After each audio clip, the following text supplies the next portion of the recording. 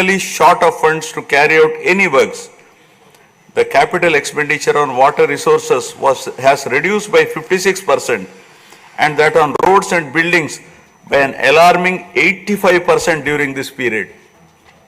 The compound annual growth rate of states-owned tax revenue slipped from 12.8% to 8.1% during this period.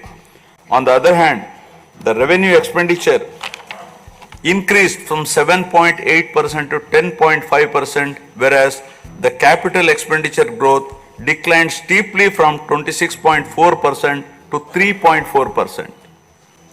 Lower share of capital expenditure to public debt occurred during the period 2019 to 24 is a clear indicator that the government met revenue expenditure also through borrowed funds.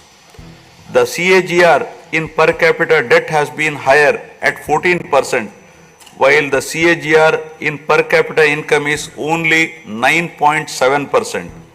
This reflects the fiscal profligacy of the previous regime, as no capital formation took place.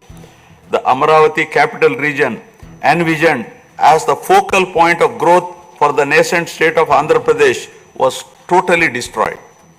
With an attempt to scrap the Amaravati dream, the government confused the people with its malicious three capital cities idea under the guise of decentralized governance.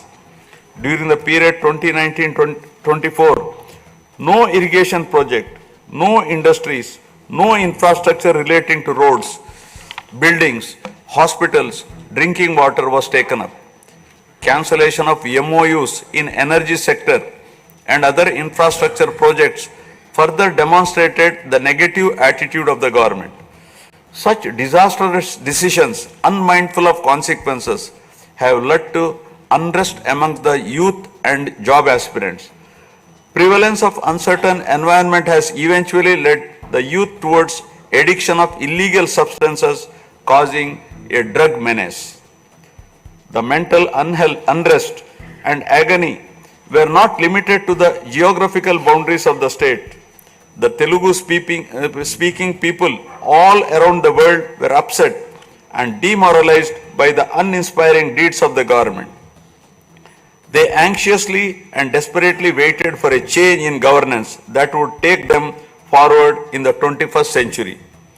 The progressive public policies of the AP government during 1996 to 2004 have today led to empowerment of Telugu people globally, enabling them to be amongst the highest earning Indian diaspora.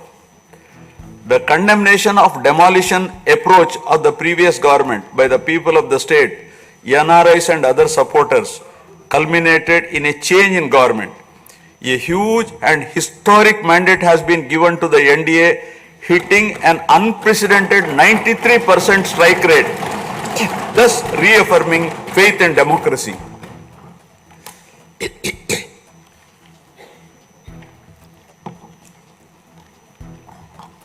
I sincerely congratulate the people of Andhra Pradesh for their wisdom in electing a government that discharges its duties with a futuristic view. Hordes of Andhra people had come from various regions to be part of this historic mandate in favor of future of Andhra Pradesh. The new government has a perfect blend of fresh and experienced honorable members in the assembly. I once again welcome all the members who will be instrumental in making right policies in the interest of good governance and in the spirit of cooperative federalism. Honorable members, at this juncture, I feel it is also important to recall the glorious past of Andhra Pradesh. Renowned as Annapurna, rice bowl of India, the state used to support other states in ensuring food security. As a leader of self-help group concept, Andhra Pradesh stood out as an example in developing entrepreneurship, knowledge economy, and cultivating thrift amongst poor women. Use of IT in all areas of welfare and development was the cornerstone of state's vision. The misrule of the previous government, which lacked transparency, have compelled this government to put the facts before the people about the disruption of systems and rampant corruption prevailing during the last 5-year term. Accordingly, my government has released a series of white papers highlighting numerous discrepancies in fund utilization, misappropriation, resulting in huge loss to the state exchequer and the natural resources base of the state. I would present some of the key takeaways of the white papers. Completion of Polavaram, the lifeline of Andhra Pradesh, is of the highest priority. The Polavaram project has been completely derailed. Introduction of reverse tendering and cancelling the agreed contracts have caused an irreparable damage not only to the project but also to the concept of interlinking of rivers and irrigating every acre of land. Unilateral announcement of 3 capitals for the state resulting in 1,631 days of farmers' protest. Modification of jurisdiction of the Capital Region Development Authority to 6,993 square kilometers. Shelving preparation of regional master plans.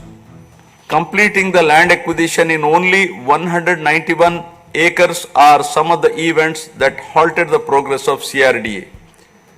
This led to a potential loss of about 7 lakh jobs and estimated loss of wealth of about rupees 2 lakh crore along with loss of investment and growth opportunities. Andhra Pradesh, which enjoyed the distinction of being the first state in the country to have introduced reforms in the power sector in 1990s, had achieved energy sufficiency from 1996 to 2004. After bifurcation, the state faced an energy deficit of 22.5 MU per day.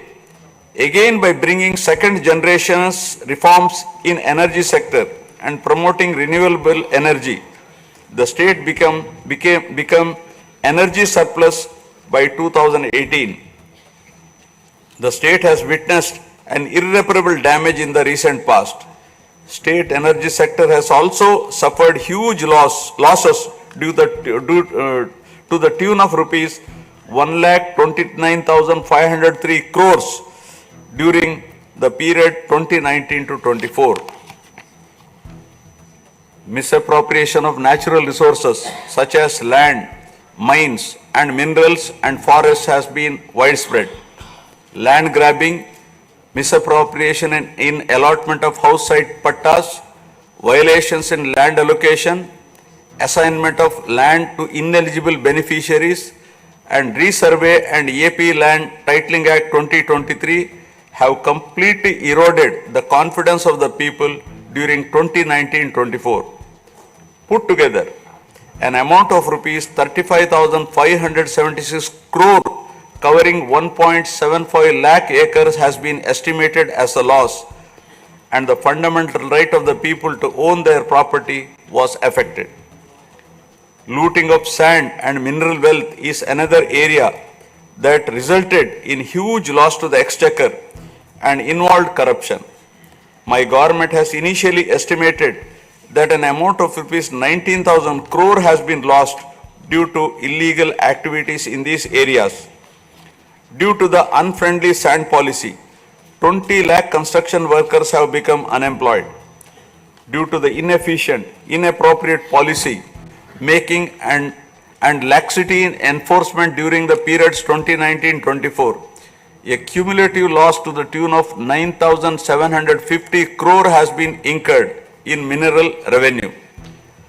Huge damage has been done to environment.